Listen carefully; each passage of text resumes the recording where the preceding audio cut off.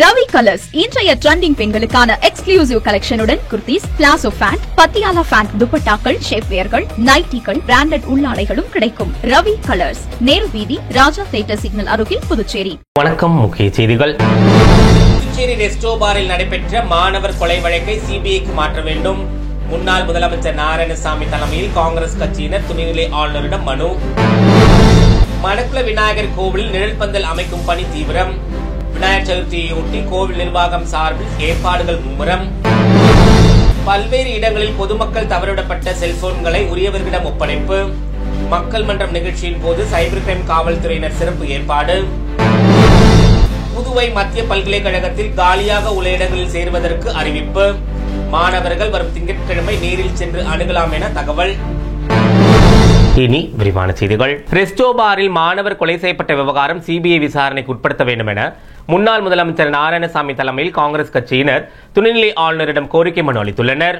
முன்னாள் முதலமைச்சர் நாராயணசாமி தலைமையில் காங்கிரஸ் கட்சியினர் துணைநிலை ஆளுநர் கைலாஷ்நாதனை அவரது இல்லத்தில் சந்தித்தனர். அப்போது கோவில்கள், மசூதிகள், பள்ளி, கல்லூரிகள் மற்றும் குடியிருப்பு பகுதிகள் அருகே இருக்கும் ரெஸ்டோ பார்களை அகற்ற நடவடிக்கை எடுக்க வேண்டும். கடந்த சில தினங்களுக்கு முன்பு ரெஸ்டோ பாரில் கொலை செய்யப்பட்ட வாலிபரின் கொலை வழக்கு புதுச்சேரி காவல்துறையின் விசாரணை மீது நம்பிக்கை இல்லாததால் அவ்வழக்கை சிபிஐக்கு மாற்ற உத்தரவிட வேண்டும் உள்ளிட்ட கோரிக்கைகள் அடங்கிய மனுவை காங்கிரஸ் கட்சியினர் துணைநிலை ஆளுநரிடம் வழங்கியுள்ளனர். மேலும் ஆளுநர் இதன் மீது நடவடிக்கை எடுக்கவில்லை என்றால் காங்கிரஸ் கட்சி சார்பில் நீதிமன்றம் செல்ல உள்ளதாக முன்னாள் முதலமைச்சர் நாராயணசாமி அப்போது செய்தியாளரிடம் பேசுகையில் தெரிவித்தார். பேட்டியின் போது சட்டமன்ற உறுப்பினர் வைத்தியநாதன், முன்னாள் சட்டமன்ற உறுப்பினர் அனந்தராமன், முன்னாள் அமைச்சர் ஷாஜகான் உள்ளிட்டோர் கலந்து கொண்டனர். 190 ரெஸ்டோ பார்களும், ரெஸ்டோ பப்களும், ஹோட்டல் பார்களும் கொடுக்கப்பட்டிருக்கிறது. இதுல இந்த கொடுக்கப்பட்ட இந்த ரெஸ்டோ பார்கள், ரெஸ்டோ பப்புகள் எல்லாம் விதிமுறைகளை மீறி செயல்பட்டு வருகிறார்கள். அன்றைய தினம் அந்த சண்முக பிரியனும் ஷஜன் தாக்கப்பட்ட சமயத்துல 13 ரெஸ்டோ பார்கள் சீல் வைக்கப்பட்டன, மூடி வைக்கப்பட்டது, விதிமுறைகளை மீறினார்கள் என்று. மறுநாளே அதை திறந்து விட்டார்கள். காங்கிரஸ் கட்சியின் சார்பில் நாங்கள் போராட்டம் நடத்தினோம். இந்த காவல்துறையானது கையூட்டு பெற்றுக்கொண்டு வேடிக்கை பார்த்து கொண்டிருக்கிறது. இந்த குறிப்பா முதலமைச்சர் ரங்கசாமி அவர்கள் துறையில இது நடைபெறுகிறது. ஆனால் எங்களை பொறுத்தவரையில சிபிஐ விசாரணை வைத்தால்தான் உண்மை வெளிப்படும். விநாயகர் சதுர்த்தி விழாவை முன்னிட்டு புதுச்சேரி மணக்குள விநாயகர் ஆலயத்தில் பக்தர்களின் வசதிக்காக நிழல் பந்தல் அமைக்கும் பணி நடைபெற்று வருகிறது. நாடு முழுவதும் வரும் 27ஆம் தேதி விநாயகர் சதுர்த்தி விழா வெகு விமரிசையாக கொண்டாடப்பட உள்ளது. நிலையில் புதுச்சேரியில் பிரசித்தி பெற்ற ஸ்ரீ மணக்குள விநாயகர் ஆலயத்தில் விநாயகர் சதுர்த்தியை முன்னிட்டு பக்தர்களின் வசதிக்காக அனைத்து ஏற்பாடுகளும் செய்யப்பட்டு வருகின்றன. வரும் விநாயகர் சதுர்த்தி அன்று புதுச்சேரி மட்டுமல்லாது தமிழக பகுதியான விழுப்புரம், கடலூர், சென்னை உள்ளிட்ட பகுதிகளில் இருந்தும் நாட்டின் பல்வேறு பகுதிகளில் இருந்தும் மணக்குள விநாயகரை தரிசிப்பதற்காக பக்தர்கள் வர உள்ளதால் அன்றைய தினம் நீண்ட வரிசையில் நின்று சாமி தரிசனம் செய்வதற்கு ஏதுவாக நிழற்குடை அமைக்கும் பணிகள் மணக்குள விநாயகர் ஆலயத்தின் வளாகத்தை ஒட்டியுள்ள சாலைகளில் நடைபெற்று வருகிறது. விநாயகர் சதுர்த்தி அன்று ஏராளமான பக்தர்கள் கோவிலுக்கு வருவார்கள் என்பதால் வரிசை அமைப்பதற்கும் ஏற்பாடுகள் செய்யப்பட்டு வருகிறது. இதற்கான ஏற்பாடுகளை மணக்குள விநாயகர் ஆலயத்தின் நிர்வாக ஊழியர்கள் சிறப்பாக செய்து வருகின்றனர். புதுச்சேரியில் நடைபெற்ற மக்கள் மன்றம் நிகழ்ச்சியின் போது பல்வேறு இடங்களில் தவறவிடப்பட்ட 3 லட்சம் ரூபாய் மதிப்பிலான செல்போன்களை உரியவர்களிடம் சைபர் கிரைம் முதுநிலை காவல் கண்காணிப்பாளர் நித்யா ராதாகிருஷ்ணன் வழங்கினார். புதுச்சேரி காவல் நிலையங்களில் வாரந்தோறும் சனிக்கிழமை மக்கள் மன்றம் என்ற பெயரில் பொதுமக்கள் குறைதீர்க்கும் கூட்டம் நடைபெற்று வருகிறது. அதன்படி இந்த வார சனிக்கிழமை காவல் நிலையங்களில் மக்கள் மன்றம் நிகழ்ச்சி சிறப்பாக நடைபெற்றது. ஒதியஞ்சாலை காவல் நிலையத்தில் நடந்த நிகழ்ச்சியில் முதுநிலை காவல் கண்காணிப்பாளர் கலைவாணன், காவல் கண்காணிப்பாளர் சுத்தியாரார் கட்டி ஆகியோர் கலந்து கொண்டு பொதுமக்களிடம் குறைகளை கேட்டறிந்தனர். ரெட்டியார்பாளையம் காவல் நிலையத்தில் காவல் கண்காணிப்பாளர் ரகுநாயகம் தலைமையிலும், கரையாம்புத்தூர் புறக்காவல் நிலையத்தில் காவல் கண்காணிப்பாளர் பக்தவச்சலம் தலைமையிலும் மக்கள் மன்றம் நிகழ்ச்சி நடைபெற்றது. சைபர் கிரைம் காவல் நிலையத்தில் முதுநிலை காவல் கண்காணிப்பாளர் நித்யா ராதாகிருஷ்ணன் தலைமையில் மக்கள் மன்றம் நிகழ்ச்சி நடைபெற்றது. இதில் காவல் கண்காணிப்பாளர் பாஸ்கரன், காவல் ஆய்வாளர் தியாகராஜன், கீர்த்தி ஆகியோர் கலந்து கொண்டு சைபர் கிரைம் குறித்த விழிப்புணர்வை ஏற்படுத்தினர். நிகழ்ச்சியில் பொதுமக்கள் 15 பேரிடம் தவறவிட்ட 3 லட்சம் ரூபாய் மதிப்புள்ள செல்போன்களை கண்டுபிடித்து அவை உரியவர்களிடம் ஒப்படைக்கப்பட்டது. புதுவை மத்திய பல்கலைக்கழகத்தில் காலியாக உள்ள 4 வருட இளநிலை படிப்பு மற்றும் ஒருங்கிணைந்த 5 வருட படிப்புகளில் சேர்வதற்காக மாணவர்கள் வரும் திங்கட்கிழமை 25/8/2025 அன்று பல்கலைக்கழகத்தினை நேரில் அணுகலாம் என தெரிவிக்கப்பட்டுள்ளது. புதுச்சேரி பல்கலைக்கழகத்தில் பொறியியல் உள்ளிட்ட 4 வருட இளநிலை ஆனர்ஸ் படிப்புகளுக்கும் 5 வருட ஒருங்கிணைந்த முதுநிலை படிப்புகளுக்கும் காலியாக உள்ள இடங்களின் விவரங்கள் பல்கலைக்கழகத்தின் இணையதளத்தில் வெளியிடப்பட்டுள்ளது. பல்வேறு பிரிவுகளின் கீழ் காலியாக உள்ள இந்த இடங்களில் சேருவதற்காக கியூட் 2025 தேர்வு எழுதிய மாணவர்கள் மத்திய பல்கலைக்கழகத்தில் நேரில் அணுகலாம் எனவும் தெரிவிக்கப்பட்டுள்ளது. அதன்படி 25/8/2025 திங்கட்கிழமை காலை 10 மணி முதல் 12 மணி வரை புதுச்சேரி மத்திய பல்கலைக்கழகத்தின் புதுவை வளாகம் மற்றும் காரைக்கால் வளாகத்தில் உள்ள அலுவலகத்தை மாணவர்கள் நேரில் உரிய சான்றிதழுடன் சென்று அணுகலாம் என்றும் அவர்களின் மதிப்பெண் அடிப்படையில் முன்னுரிமை அளிக்கப்பட்டு வாய்ப்பு வழங்கப்படும் என தெரிவிக்கப்பட்டுள்ளது. ஆன்லைன் மூலமாகவோ முன்பதிவு செய்யவோ தொடர்பு கொள்ளவோ அனுமதி இல்லை எனவும் தெரிவிக்கப்பட்டுள்ளது. கியூட் தேர்வுக்கு விண்ணப்பித்து எழுதாத மாணவர்களும் இந்த வாய்ப்பினை பயன்படுத்த முடியாது எனவும் குறிப்பிடப்பட்டுள்ளது.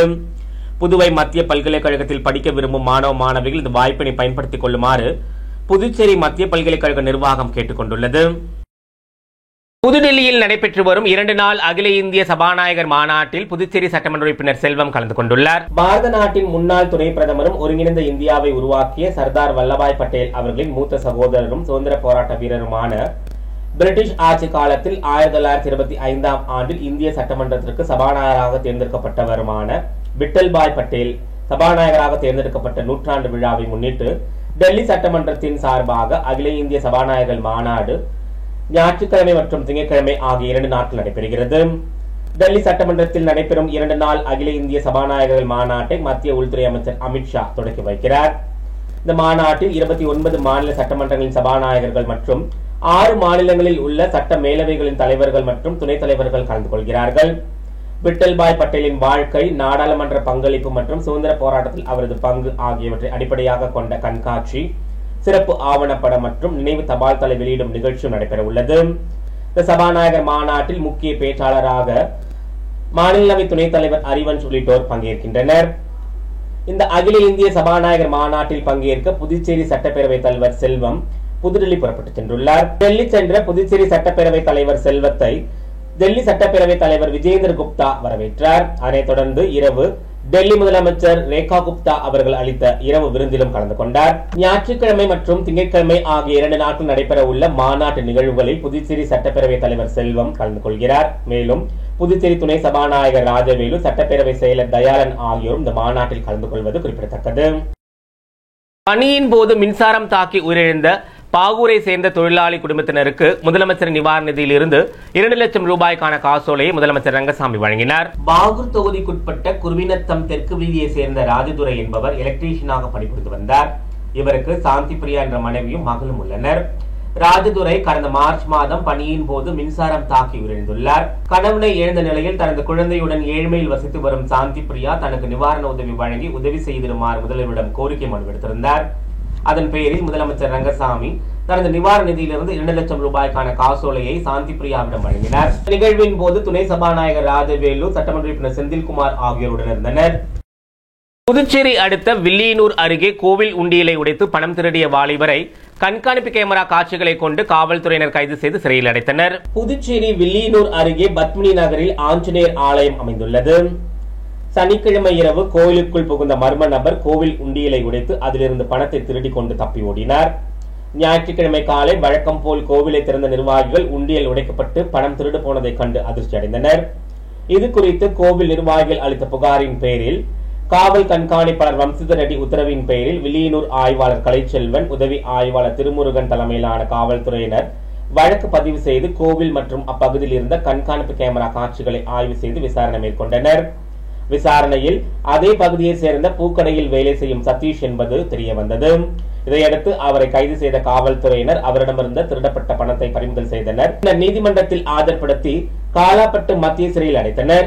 புதுச்சேரி மரப்பாலம் துணை நிலையத்தில் சில பராமரிப்பு பணிகள் மேற்கொள்ள உள்ளதால் வரும் திங்கட்கிழமை 25/8/2025 காலை 10 மணி முதல் பிற்பகல் 1:30 மணி வரை முத்தியால்பேட்டை மற்றும் அதனை சுற்றியுள்ள பகுதிகளில் மின்தடை ஏற்படும் என அறிவிக்கப்பட்டுள்ளது.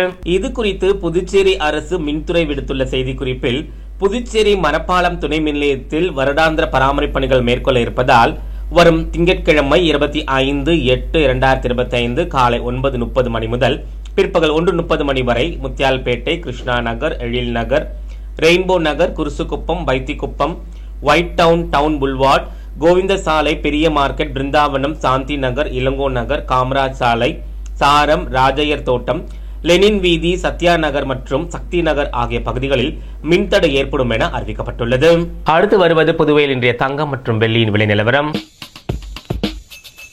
இன்றைய தங்கம் வெள்ளி விலை விவரம். புதுவையில் இன்றைய தங்கம் வெள்ளி விலை விவரம் வழங்குபவர்கள் முத்து கோல்ட் ஹவுஸ், பாண்டிச்சேரி. தங்கம் 1 கிராம் 9315 ரூபாய்.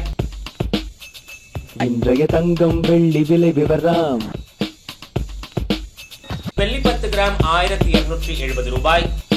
இத்துடன் ஏஎம்என் செய்திகள் நிறைவடைந்தன. வணக்கம்.